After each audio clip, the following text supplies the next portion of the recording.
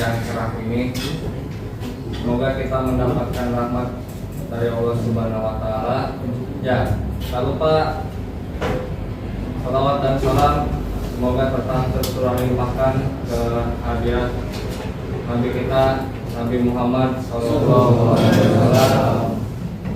pada para keluarganya, para sahabatnya, dan tak lupa semoga kita mendapat syafaatnya sampai pada akhir zaman nanti. Pada kesempatan pagi ini, pada seminar kali ini dengan tema melawan perundungan untuk siswa hebat dan berprestasi, gitu. Jadi terkait dengan maraknya dan viralnya aksi bullying, maka hari ini diangkatlah tema seperti itu. Narasumber yang nanti akan menyampaikan itu adalah Bapak Rudi Rubiana. Sebelum ke materi, ada sambutan dulu dari Kepala Program Keahlian Teknik Otomotif oleh Bapak Muhammad Ihsan. Padanya saya persilakan. Terima kasih pada Bapak Moderator atas waktu dan tempatnya. Bismillahirrahmanirrahim. Assalamualaikum warahmatullahi wabarakatuh. Waalaikumsalam warahmatullahi wabarakatuh. Pertama-tama marilah kita panjatkan pujian syukur kepada Allah yang mana atas berkat dan rahmat hidayahnya kita bisa berkumpul di acara seminar pendidikan lawan perundungan untuk siswa hebat dan berprestasi. Salawat serta salam kita curah limpahkan kepada junjungan Nabi besar kita, yakni Nabi Muhammad SAW, kepada keluarganya, kepada sahabatnya, kepada kita selaku yang pertama ini ya, untuk seminar ini akan dibawakan oleh Pak Rudi, itu tentang lawan perundungan untuk siswa hebat dan berprestasi. Jadi untuk siswa supaya jadi hebat dan berprestasi itu lawanlah yang namanya perundungan. Untuk siswa otomotif itu sudah jelas dikatakan itu perundungan tidak diperbolehkan. Kalau perundungan itu dalam artian gini, jadi si siswa tidak ada lagi kata-kata dulu yaitu yang namanya senioritas dan junioritas, yang namanya saya itu senior, saya itu junior, jadi harus dulu sama saya, harus gini ya, enggak, itu udah bilang apa yang jadi senior dan juniornya itu saling sering. Jadi untuk yang namanya perundungan itu kita hilangkan karena zaman sudah berkembang dengan teknologi yang begitu canggih, jadi hilangkanlah seperti itu yang namanya fisik, apalagi yang sampai kekerasan, sampai pakai alat seperti itu nggak perlu lagi. Beda zamannya karena didikan ke sini-sini itu orang tua dan anak didiknya itu sudah benar-benar udah digital sekarang. Beda dengan zaman yang dulu yang dikatakan benar-benar dengan bukan digital sekarang. Dulu itu kondisinya kalau misalkan orang tua nunjuk ke si anak, itu otomatis si anak bakalan tunduk. Kalau sekarang ditunjuk ini malah balik. Orang tua begini, si anak gini, wah udah gak kalah jadi canggih. Hanya udah zaman sekarang udah canggih, jadi kondisinya siapalah yang namanya perundungan. Kita itu siswa yang hebat berprestasi. Tunjukkan yang namanya apalagi ini otomotif berbeda dengan jurusan yang lain. Siswa kita itu lebih berprestasi dan apalagi yang namanya otomotif itu pada buat strong. Jangan melihat ini bahwa cewek, cowok itu udah dikatakan sama. Orang buat hanya sebutlah siswa hebat dan berprestasi. Apalagi dia otomotif, semua jurusan di sini itu yang paling hebat ya. Otomotif hebat dan berprestasi. Yang perundungan kita hilang. Ya nanti pahami materi yang akan sampaikan oleh Pak Rudi, terapkan realnya di sekolah kita seperti apa, Ini sangat bagus materinya karena benar-benar sinkron dengan apa yang diinginkan oleh pemerintah sekarang.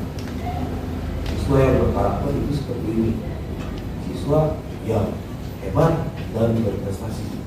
Hanya siswa-siswa kita perhatikan nanti Pak Rudi kalau menghasilkan materinya, terus nanti terapkanlah realnya, realitasnya bisa. Jangan sampai sudah menerapkan masuk dari kanan langsung keluar dari kirinya. Itu benar-benar dikatakan sudah sinkron dengan yang namanya program siswa berkarakter dan berkarakter itu seperti ini. Kalau dimarahin oleh siapapun, apalagi oleh guru, dimarahin oleh kata-kata, itu bukan kita down, tapi benar-benar kita berpikir, oh benar-benar saya itu salah. Kenapa kita melawan lah, kita ke orang tua kasih tahu kondisinya, Bu, Pak, saya dimarahin sama Pak Ihsan. Wah, ya, itu hilang. Belum Pak, kalau misalkan ke orang tua kasih tahu, wah dimarahin sama guru, malah balik dimarahin. Kalau sekarang juga itu bukan. Kita berpikir yang benar-benar berkarakter, siswa yang hebat dan berprestasi. Jadi makanya Anda sebenarnya itu dengarkan materi dari Baru. Oke, dipahami. Mungkin untuk sambutan dari saya cukup sekian, kurang lebih maaf apabila ada kekurangan itu salah dari saya sendiri. Cukup sekian. Wassalamualaikum warahmatullahi wabarakatuh. Waalaikumsalam warahmatullahi wabarakatuh. Terima kasih kepada Bapak Ihsan yang sudah menyampaikan sambutannya. Langsung ke acara inti ya, pemaparan materi mengenai seminar ini yang akan disampaikan oleh Bapak Rudi. Padanya waktu dan tempat dipersilakan.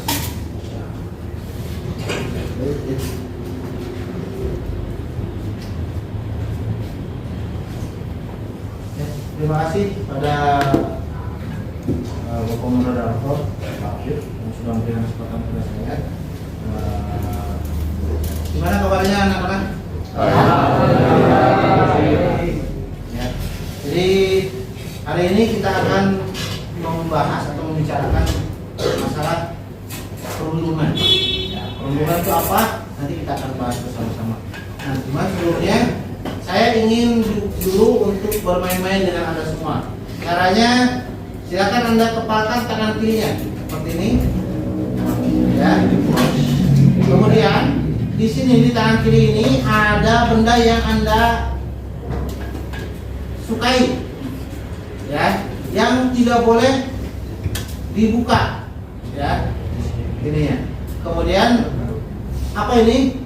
Misal ini ada udara ya, yang ini udara ini penting nih, nggak ada lagi nih.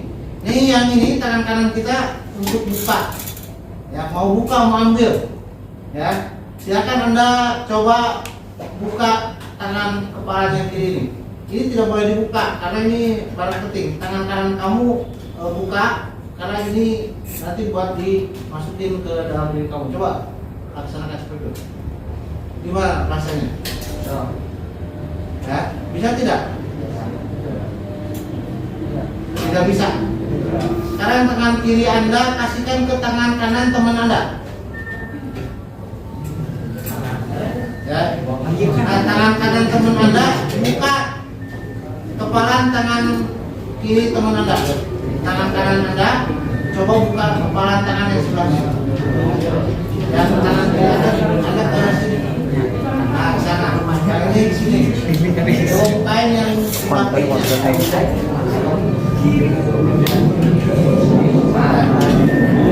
Tidak masalah. Coba gimana? Gimana rasanya? Susah. Ya. Nah, baik. Apa yang Anda dapatkan dari yang barusan kita laksanakan?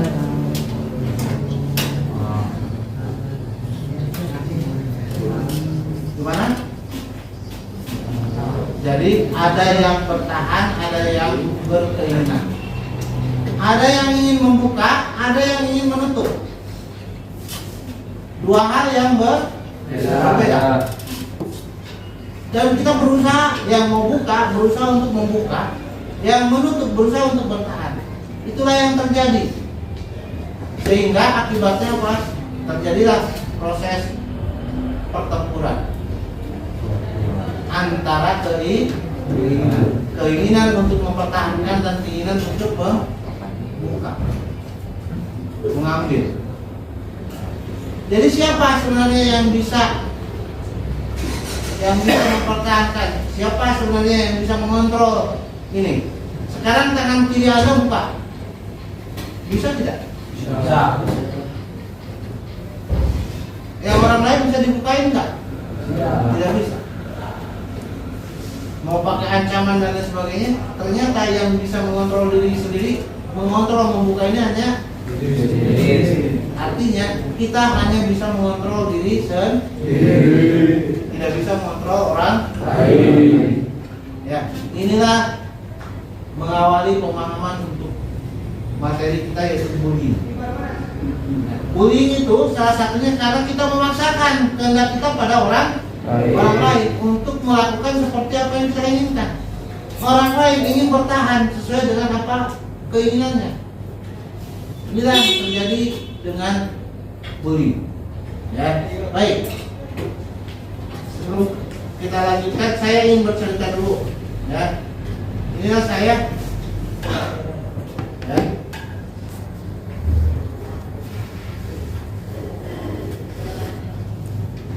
Nah, inilah saya.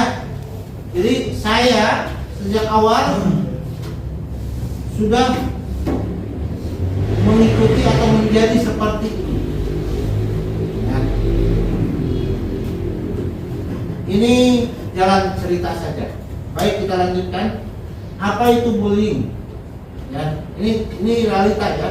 Lagi pemirsa, video aksi perundungan yang dilakukan anak usia sekolah viral di media sosial. Kali ini peristiwa terjadi di sebuah kebun bambu di Kuningan, Jawa Barat. Polisi telah mengamankan satu pelaku dan 3 orang lainnya. Ini satu terang.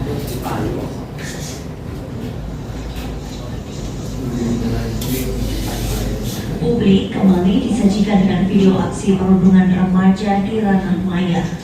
Terbaru, video perundungan yang disertai kekerasan fisik terjadi di sebuah kebun bambu yang berada di Kecamatan Cikugur, Kabupaten Kuningan, Jawa Barat. Dalam video, pelaku nampak menganiaya korban hingga tak berdaya. Kita menerima informasi kaitan video viral tersebut, ya kita melakukan langkah-langkah penelusur. Lagi pemirsa, video aksi perundungan yang dilakukan anak usia sekolah. Ya.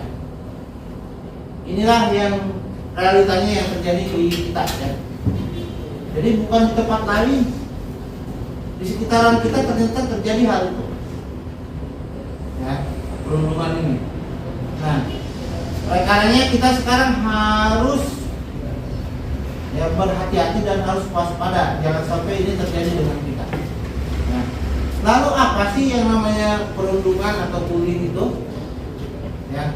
Jadi perundungan atau bullying ini bisa dalam bentuk verbal, dalam kata-kata. Ya. Yang berikutnya perundungan fisik. Yang tadi itu adalah perundungan fisik. Ya. Yang berikutnya adalah perundungan sosial.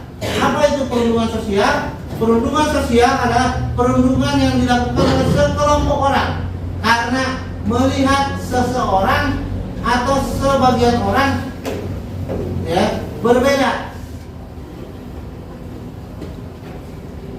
ya, dari kelompok yang dianggap lemah, dari kelompok yang dianggap aneh. Nah, ini adalah perundungan sosial ya. Dan ada lagi, karena sekarang kita berhubungan dengan gadget ya, media sosial, ini perundungan dunia maya atau cyberbullying ya. Nah, ini akibat dari perundungan. Untuk korban yang mendapatkan perundungan saat kecil, akibatnya adalah menjadi besar dia bisa menjadi seorang pembunuh yang tanpa perasaan. Ya, dia tanpa perasaan.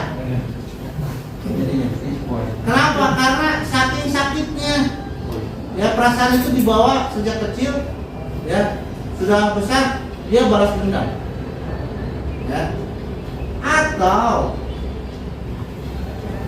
terjadi ya, menyebabkan kesakitan yang luar biasa sehingga membuat anak melakukan tindakan yang kita anggap sesuatu yang luar biasa ya, sampai bunuh diri. Nah, ini ada anak di daerah suatu daerah ya di Indonesia yang bunuh diri gara-gara dia mendapatkan perundungan. Ya. Nah, ini bahayanya perundungan atau bullying. Makanya kita harus hati-hati dengan perundungan ini. Ya, kita harus berhati-hati dengan perundungan ini. Ya. Dan ternyata perundungan bukan terjadi pada tidak memilih orang. Perundungan itu tidak memilih siapa, tidak memilih apa, tidak. Karena apa? Karena ketidaksadaran kita semua. Ini yang terjadi seperti saya sendiri. Ya. Saya katanya orang hebat katanya. Ya. Saya membuat prototipe mobil SMK Jawa Barat, membuat media pembelajaran, menjadi juara 1 guru berprestasi di Kabupaten Kuningan, ya, kemudian menjadi peserta, 1 orang peserta dari 16 orang se-Indonesia yang dikirim ke Jerman, kemudian menciptakan model pembelajaran Rudi Rudiana dan menjadi finalis Nobel tingkat nasional 2019. Tapi apa yang terjadi dengan saya? Yang terjadi dengan saya adalah ketidakbahagiaan, ketidaksenangan, ya, sedih sekali rasanya. Kesedihan. Kenapa? Karena saya salah mempersepsikan, saya salah merepresentasikan apa yang sudah saya lakukan dengan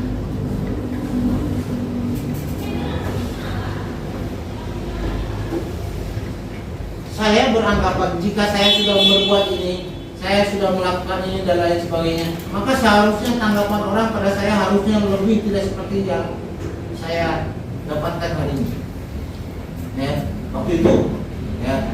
Ternyata setelah datang seperti contoh saat saya sudah menjadi finalis yang waktu itu saya menjadi peringkat ke-5 nasional, datang ke sekolah cuman bagus Pak Rudi, hebat Pak, selesai. Ya. Tepuk tangan, selesai. Terus setelah itu apa? Tidak ada lagi apanya. Ya. Prototipe mobil SMK Jawa Barat kan seperti itu kejadiannya. Ya. Hanya sekedar sebuah jadi monumen juga enggak. Ya, hanya sekedar sebuah seonggok cerita. Ya, itulah yang saya rasakan. Sehingga akibatnya, ya, saya tidak bahagia. Oleh karena itu, karena kekecewaan, perasaan kecewa, saya menjadi orang yang merendahkan dan sebagainya. Sampai sebuah cerita yang saya alami. Bunda Sri Renani Pancastuti sekuntum lati bagi negeri. Perjalanan berjumpa denganmu tak pernah terbayangkan sebelumnya. Sampai hari ini pun saya masih bertanya. Namun satu keyakinan dalam diri, jika ini adalah jawaban Allah atas doa-doa almarhumah ibuku. Saya Rudi Rudiana, seorang pendidik di SMK Negeri 3 Kuningan, saya mengajar pada kompetensi keahlian teknik otomotif hingga sampai saya mendapatkan kesempatan untuk menjadi bagian dari 16 orang guru hebat Indonesia yang berkesempatan belajar ke negeri otomotif dunia. Sebuah kebanggaan dan kebahagiaan, namun disertai kekhawatiran karena harus berpisah dengan keluarga, apalagi dengan ibu yang sedang terbaring sakit. Namun atas doa restu ibu serta dukungan keluarga, saya pun berangkat. Disinilah saya berjumpa dengan Bunda yang selalu tersenyum dan sangat perhatian dengan kami. Saya ingat diberikan es krim oleh Bunda di depan bengkel Mercedes-Benz. Seperti pada anaknya sendiri, Bunda memperhatikan kami. Sampai Allah mempertemukan kembali saya dengan Bunda di acara Inobel 2019. Tak terkira riang hati berjumpa dengan Bunda. Demikianlah Bunda yang selalu perhatian.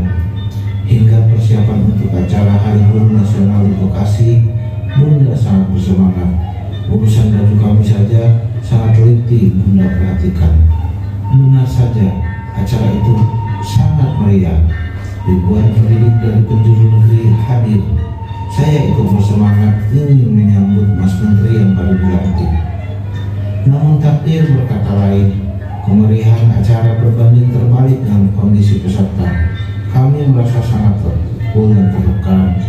Tak terkira rasa kecewa, harus duduk beralas plastik dan kardus bekas.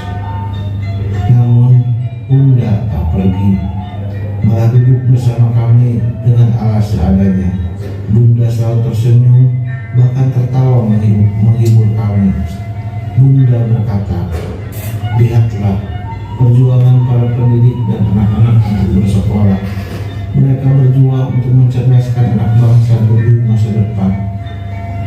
Tuntunan yang mencerahkan, pelajaran yang sangat berharga buat saya.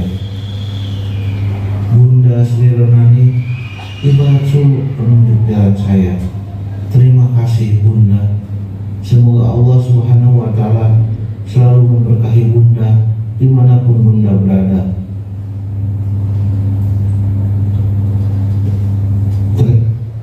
Ya, jadi inilah sumber inspirasi saya saat dulu sempat merasakan kekecewaan. Ya. Siapa itu Bunda Sri Renani?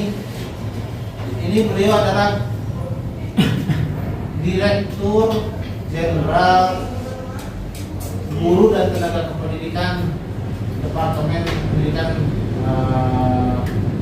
Nasional. Ya. Jadi jabatannya itu ada di bawah Menteri, ya, satu level di bawah Menteri. Ya. Ini ya. Nah, beliau mau untuk bersama kita yang merasakan kecewa karena tadi kita berharap bermacam-macam, apalagi saat itu saya diundang untuk secara langsung melalui surat dari Kementerian Pendidikan untuk hadir di situ. Yang kepikirannya kita adalah kita akan disediakan tempat yang layak, apalagi kita ini hanya 25, berarti hanya 70 orang, ya. Karena ada tingkat SMK, SMA, SMP, ya, SD dan SMP. Yang berangkat ke sana, yang mengikuti kegiatan lomba inovasi pembelajaran. Pikiran kita akan disediakan tempat yang layak untuk kita, tapi ternyata kan hasilnya tidak seperti itu. Ya. Namun demikian itulah yang terjadi. Ternyata di tengah kondisi seperti itu masih banyak orang baik di kita, dan karena kita harus bisa menjadi baik untuk minimal untuk diri sendiri. Dan karena itu saya sadar, sehingga saya menambah nilai saya dengan membuat lagi ya, hal-hal lain. Ya. Nah, sampai sini bisa diikuti apa yang saya sampaikan? Ya. Jadi yang pertama adalah kesadaran kita pada siapa yang bisa mengontrol kita adalah diri kita sendiri, bukan orang lain. Oleh karenanya jangan Anda punya pikiran untuk mengontrol orang lain, karena orang lain tidak bisa kita kontrol. Tidak bisa kita arahkan. Ya, tidak bisa seperti apa yang kita inginkan. Nah, untuk itu maka saya akan coba menggali lebih jauh. Ya. Sebenarnya manusia itu apa? Ya. Anda sekarang duduk di sini dalam kondisi tidur tidak? Tidak. Dalam kondisi pingsan tidak? Tidak. Artinya Anda datang duduk di sini dalam kondisi sadar. Sadar sepenuhnya bahwa saya adalah siswa SMK 3 yang sekarang sedang mengikuti kegiatan seminar dan berada di sini. Namun ternyata kesadaran kita ini dipengaruhi oleh ketidaksadaran sendiri. Apa itu ketidaksadaran? Ketidaksadaran adalah, saya bertanya sekarang, Cung yang punya adik, ya, baik. Adik Anda siapa namanya? Adik Anda siapa namanya? Oh ya. Nah, ingat nggak? Ingat tidak? Ingat. Ada nggak orang yang di sini sekarang? Tidak ada. Berarti sadar bahwa Anda punya adik yang namanya Aulia, yang sekarang tidak ada, tapi ada di dalam apa? Ingatan kita. Itulah yang dimaksud dalam kesadaran personal. Ya.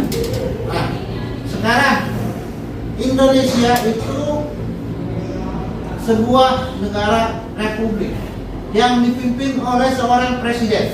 Siapa presiden kita? Bapak Jokowi. Siapa yang ngomong presiden kita hari ini adalah Bapak Soeharto? Tidak ada. Bapak Jokowi sampai hari ini. Ya. Kenapa demikian? Karena inilah gabungan dari ketidaksadaran setiap orang yang mengatakan Bapak Jokowi adalah Presiden Republik Indonesia sampai hari ini. Ya. Nah, jadi bangunan ketidaksadaran umum ini dibentuk oleh bangunan ketidaksadaran sendiri yang dibangun oleh kesadaran karena mengalami. Jadi saat Anda mengalami hal-hal yang tidak menyenangkan, maka Anda akan masuk, hal itu akan masuk ke dalam diri kita, dalam pikiran kita, dalam ingatan kita. Saat Anda dipukul oleh siapa, oleh guru, oleh teman, oleh siapa, ingat tidak? Ingat. Kenapa?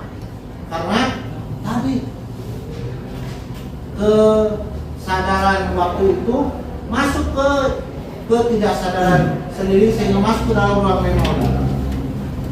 Ya. Sehingga akibatnya jika ada satu orang yang mengalami itu, marah dia, memiliki sifat pemarah. Kemudian di sebelahnya ada lagi yang begitu. Di sebelahnya ada lagi yang seperti itu. Di sebelahnya ada lagi yang seperti itu. Maka kelompok ini menjadi kelompok yang pemarah. Ya. Semuanya jadi pemarah. Inilah yang tidak diharapkan. Ya. Jadi bangunan ketidaksadaran yang dibangun secara kelompok ini didasari oleh bangunan ketidaksadaran personal akibat dari pengalaman personal. Ya.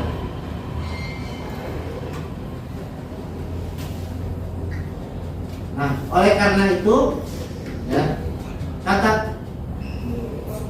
Carl Gustav Jung, manusia itu ya, belajar akan dirinya berdasarkan pengalaman yang dialaminya. Yang kedua, manusia belajar dengan dirinya berdasarkan antara pengalaman dirinya dan pengalaman orang lain. Dan manusia belajar dari dirinya berdasarkan keseluruhan dalam sebuah kelompok. Nilai yang disebut dengan nilai. Orang Sunda memiliki nilai yang ya, bisa terlihat. Oh, di Sunda kelihatan. Karena apanya? Karena nilai-nilai yang dibawanya. Orang Jakarta kelihatan karena nilai-nilai yang dibawanya. Orang Makassar kelihatan karena nilai-nilai yang dibawanya oleh lingkungannya. Ya. Nah, pertanyaannya sekarang, kalau tadi bangunan kesadaran ini dibangun oleh setiap orang, siapa yang mengenali dirinya sendiri?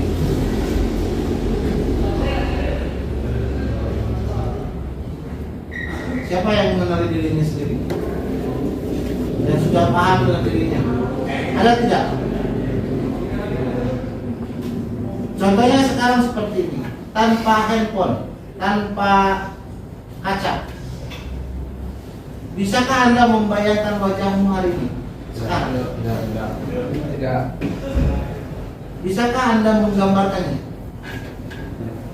Susah ya? Susah kan? Nah, inilah yang dimaksud dengan kita hanya mampu melihat orang lain, sehingga akhirnya apa? Akhirnya kita membanding-bandingkan apa yang dimiliki orang lain. Kenapa kok tidak dimiliki oleh kita? Jadinya apa? Jadinya kecewa. Ya, nih, ini gambaran. Ya. Who are you? You. No, not me, you. Yes, I'm you. Just answer the damn questions. Who are you? I have told you. Are you deaf? No, you is blind. I'm not blind, you blind. That is what I just said. You just said what? I did not say what. I said you. That's what I'm asking you. And you just answering. Shut up. You. Yes? Not you, him. What's your name? Me. Yes, you. I am me. He's me. And I'm you. And I'm about to whoop your old ass, man. Cause I'm sick of playing games. You, me, everybody's ass around here. Him. Ya, inilah yang terjadi ya. Pertanyaan atas diri sendiri. Who are you? Siapa dirimu? I am you. Nah, bingung kan? Ya, ini seperti anekdot. Padahal sebenarnya demikian kan. Kita hanya bisa melihat, menanyakan pada orang di depan Anda, siapa kamu? Sementara kita sendiri tidak tahu siapa aku. Ya. Kita hanya bertanya, siapa kamu? Bukan siapa aku. Ya. Kenapa kamu? Bukan kenapa aku. Kenapa mereka? Bukan kenapa aku. Mengapa mereka? Bukan mengapa aku. Ya. Itulah yang kita selalu banding-bandingkan dengan orang. Oleh karenanya kita hanya bisa menggunakan alat saja. Yang alat ini ya, belum tentu juga benar kok. Belum tentu juga nyata. Who are you? You. No, not. Ya. Who are you? You. No, not me, you. Yes, I'm.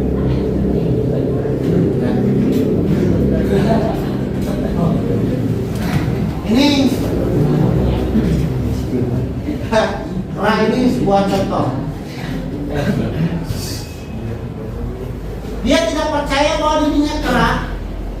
Dia berkaca, kok begini wajah saya? Dikiranya orang lain di situ. Dikiranya makhluk lain di situ. ya, sehingga diajaklah berbicara. Itu kera pun, binatang pun seperti itu, ya. Apalagi manusia. Kita sebagai manusia sejak kecil kita bertanya pada diri kita saat berkaca, siapa itu? Dan kita hanya percaya pada omongan orang tua kita bahwa di depan yang di kaca itu adalah kamu. Apakah benar demikian? Coba sekarang diganti itu kacanya itu jadi video atau jadi TV yang menunjukkan orang lain. Apakah kita akan percaya? Makanya pantas kalau ada anak yang berganti jenis kelamin, bukan berarti dalam tanda petik kan? Karena dia dianggap oleh orang lain, oleh orang tuanya sebagai perempuan, padahal dia laki-laki. Orang tuanya ingin punya anak perempuan, didandanilah anak ini menjadi perempuan dan berperilaku seperti perempuan, padahal dia laki, dan percaya bahwa dia adalah perempuan. Coba bayangkan. Makanya penting pengenalan jati diri ini, ya, penting sekali pengenalan jati diri ini. Siapa saya? Ya. Bisa diikuti apa yang saya sampaikan? Baik, nanti kita akan ada diskusi ya. Saya teruskan dulu sedikit lagi. Ya.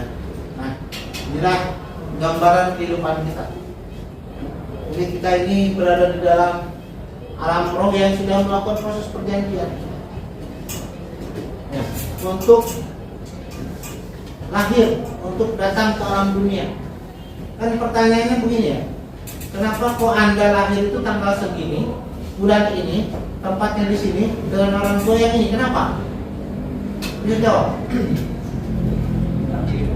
Kenapa enggak lahirnya di sini, di sono gitu ya? Kenapa kita lahirnya di Brunei yang menjadi setiap anak yang lahir di Brunei pasti orang kaya? Ya.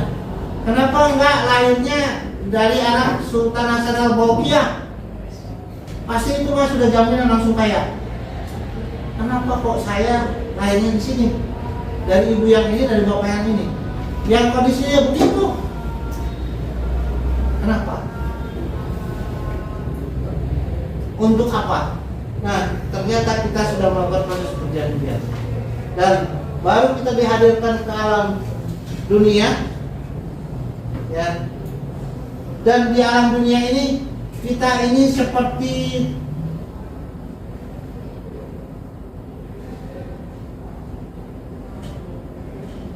di timer, di waktu oleh dikejar-kejar oleh orang. Ya. Nah, kalau kita bingung, tidak tahu apa perjanjian yang sudah kita buat sebelumnya, maka bisakah kita memenuhi janji kita? Nggak bisa kan? Nah, oleh karenanya perlu kita mempelajari dulu apa janji kita dan dengan bertanya pada petunjuknya. Apa itu petunjuknya? Zalika kita huda, petunjuk. Inilah kitab sebagai petunjuk lil muttaqin.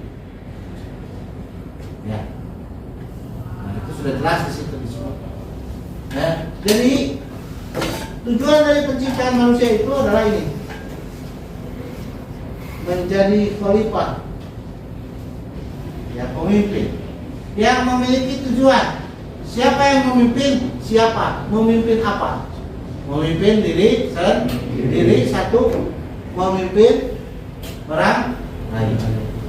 Ya, orang tua memimpin orang lain, anaknya, keluarganya, ya, dan memimpin dirinya.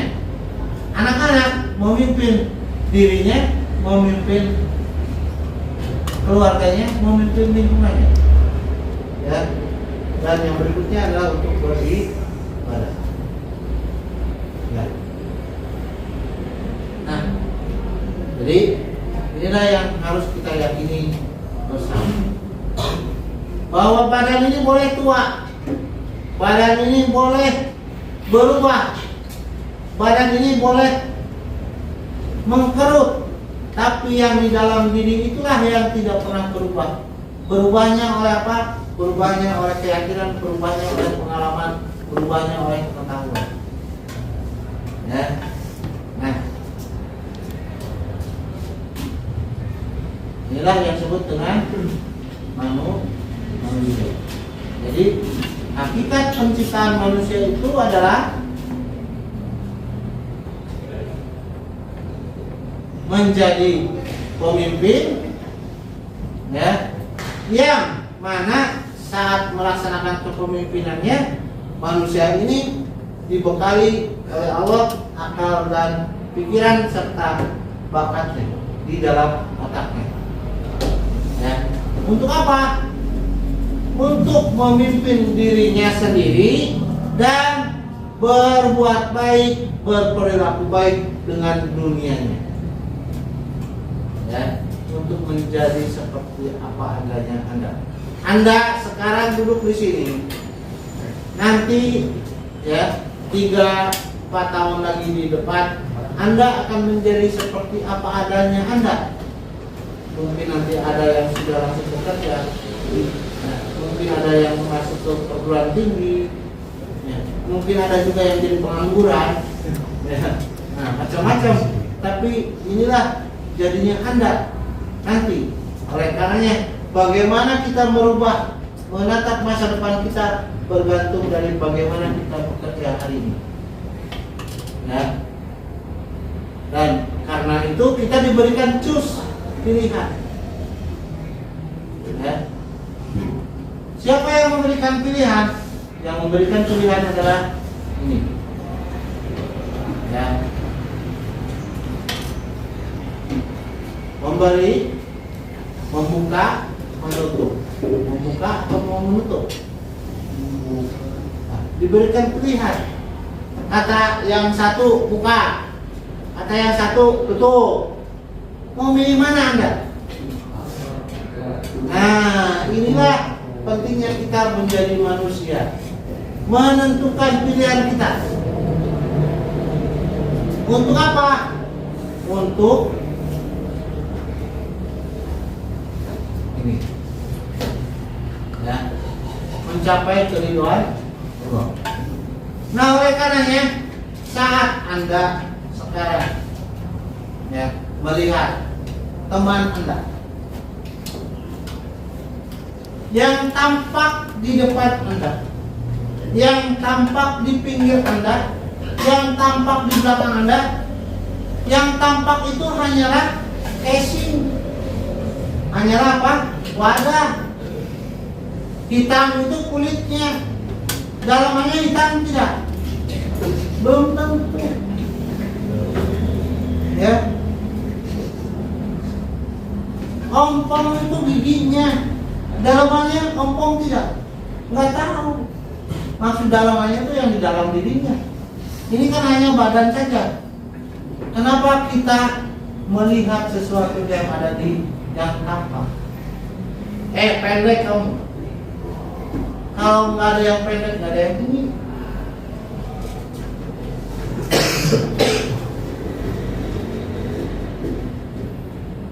Ya.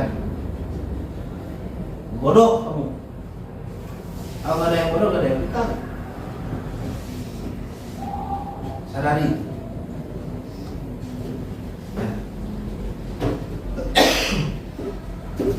Baik, kalau ada yang mau bertanya, dipersilakan. Oke, untuk pertanyaan 3 pertanyaan dulu. Silakan yang mau bertanya angkat tangan.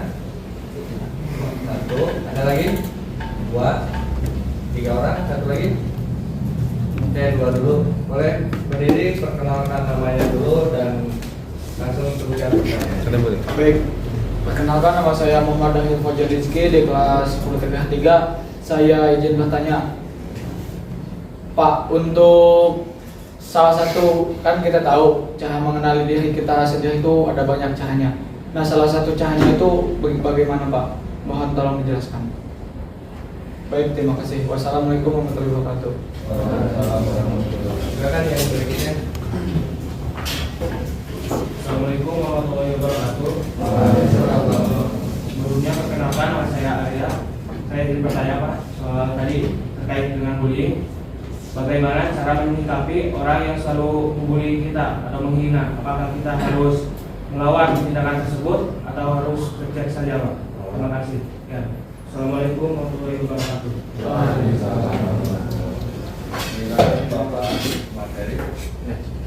Terima kasih. Jadi yang pertama tadi bagaimana kita mengenali diri kita sendiri. Ya. Ada banyak cara yang bisa kita lakukan. Ya. Yang pertama bisa yang paling mudah adalah Anda bertanya pada orang sekitar Anda yang paling Anda percayai, pada orang tua, pada saudara, ya, pada sahabat, ininya. Apa kelebihan dan kekurangan diri Anda? Ya, jadi silakan Anda bertanya pada diri Anda. Ya, jadi caranya bisa Anda berdiskusi dengan keluarga, ya, dengan sahabat, dengan orang tua, ya, yang Anda percaya untuk bisa menilai Anda. Ya, kekurangan saya ini apa, kelebihan saya ini apa, sehingga Anda bisa memiliki inventarisasi diri, apa kelebihan saya, apa kekurangan saya. Ya. Dan biarkanlah itu, terima saja apapun itu. Jadi jangan sampai di debat karena keseringan. Saat kita bertanya, kita bertanya, mah kurang ada no, gak aman dok, gak ada mah. Nah, ya sudah, kalau sudah seperti itu, bagaimana kita akan menilai diri kita? Kalau kita dapat orang yang memberikan masukan pada kita, ya, biarkan itu terima dulu. Kemudian bagaimana selanjutnya resapi itu, kemudian kita pikirkan itu, diulang-ulang lagi. Apakah demikian? Itulah yang kita lakukan. Itu yang pertama, yang paling mudah. Yang level keduanya adalah dengan melakukan tes personality, tes kepribadian. Banyak cara untuk melakukan tes itu, ya, karena sekarang sudah ada keilmuannya, namanya keilmuan psikolog, ya, yang bisa mendeteksi, mengenali, cara mengenali diri sendiri, sifat, karakter, bakat, dan lain sebagainya. Banyak keilmuan yang mempelajari itu.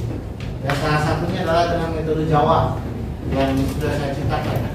Nah, tes dari wajah itu sebenarnya kita diminta untuk diam dulu.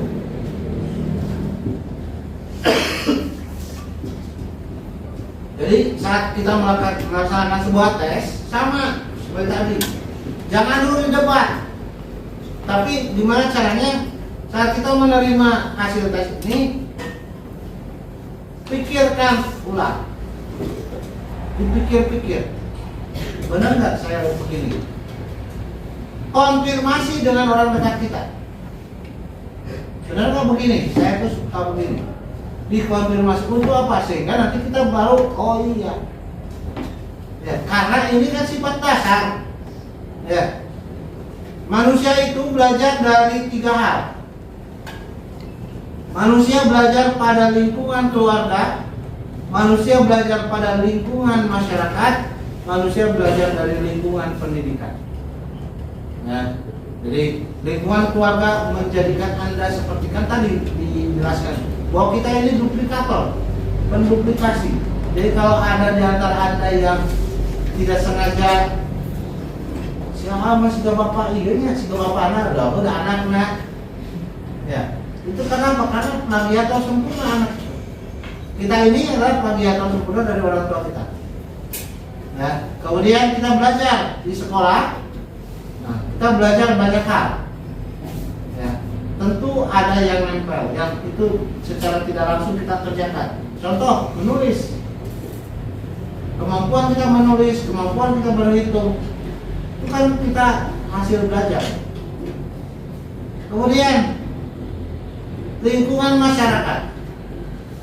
Jika masyarakat Anda adalah masyarakat Sunda, contoh yang menggunakan bahasa Sunda yang abangan, ya, kan Anda datang ke sini dengan bahasa yang abangan juga.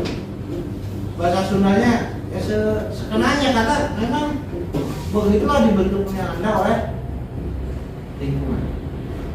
Ya. Itu yang pertama. Yang berikutnya adalah cara menyikapi kita misalnya dibully, bagaimana cara kita menyikapinya. Oh iya. Jadi begini, sekali lagi, bullying bisa terjadi pada siapa saja dan kapan saja. Tidak dalam bentuk fisik, verbal pun jadi. Pesek tadi loh. Udah bullying itu. Ya. Tompel, sini. Udah bullying itu. Ya, betul enggak? Tadi kan itu tadi. Cuman ada yang merasa dibully, ada yang enggak. Ya, betul enggak? Nah, itu jadi hati-hati. Bullying bisa terjadi kapan saja dan di mana saja. Oleh karenanya, mulailah kita sekarang belajar untuk tadi tidak melakukan bullying, mau cara verbal, mau cara fisik. Contoh yang fisik ya. Ini mata kita lihat orang, dengan katakan begitu saja sudah jadi bullying tuh. Begitu saja sudah jadi bullying tuh. Ya. Dengan bibir, begitu tidak jadi bullying itu. Emang orang senang digituin sama Anda? Enggak kan? Ya. Jadi ada, bukan hanya soal siswa, guru, orang tua, siapapun, ya pasti mengalami hal itu. Ya. Nah, sekarang bagaimana kita mensikapinya? Nah, kembali lagi pada kesadaran diri bahwa kita hanya mampu mengontrol diri sendiri, bukan mengontrol orang lain. Jadi kembalikan pada diri kita sendiri. Maksudnya apa? Saat orang mengatakan pesek pada kita, contoh, ya, ini ya, ya memang sekilas sementara di awal mungkin kita kecewa, kita marah, cuman ya, bangun kesadaran pada diri kita bahwa tidak akan ada karena saya hidungnya seperti ini maka saya jadi spesial. Itu yang diingat orang. Nanti kalau hidung kita mancung pun kita, itu yang akan ingat orang. Cung tadi cung, mancung, ya. Atau mending kalau mancung ya. Pinocchio sini Pinocchio. Coba. Kita mau minta apa? Mau panjang hidung atau mau pendek hidung? Ya, jadi nah itulah makanya kembali lagi pada diri kita. Kesadaran bahwa kita hanya mampu mengontrol diri sendiri, bukan mengontrol orang lain. Ya, tuh. Nah, kalau ada yang merasa mendapatkan tindakan-tindakan fisik, ya, bullying fisik, bullying medsos, ya, mulailah Anda untuk menyampaikan pada cari siapakah itu bapak guru, ibu guru, ya sekolah, ya orang tua, sampaikan ini saya mengalami ini. Jangan dilawan dan jangan disimpan. Ya, maksudnya jangan disimpan itu jangan diam aja. Ya. Jangan. Dan hati-hati sekali lagi, tidak ada benar dan salah. Ada orang yang senang dibilang pendek, ada yang senang, sehingga orang-orang berbuat atau mengatakan pendek. Karena apa? Karena orangnya merasa senang. Dan orang yang mendengar itu, orang lain mungkin menganggap itu proses bullying. Oh enggak, itu yang diejek itu malah ketawa-ketawa, malah saya pendek gitu. Kan enggak kan, jadi itu bukan proses bullying. Jadi tergantung di mana konteks ya.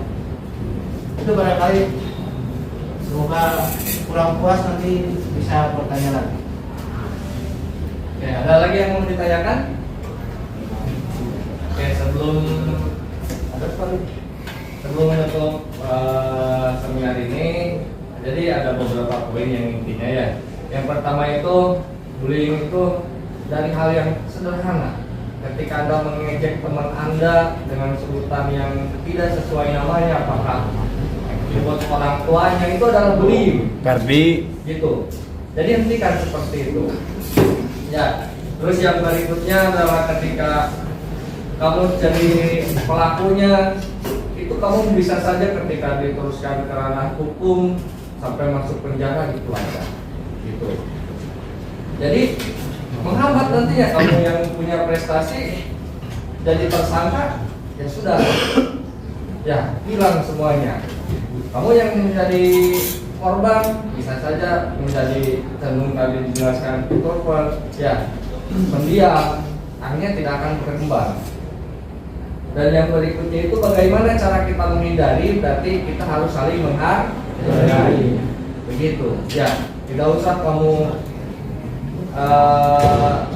melihat kejelekan orang lain, lihatlah kelebihan diri kita dan tunjukkan kelebihan diri kita saja. Ya, semoga saja materi seminar ini bisa bermanfaat bagi kita semua dan bermanfaat untuk kedepannya.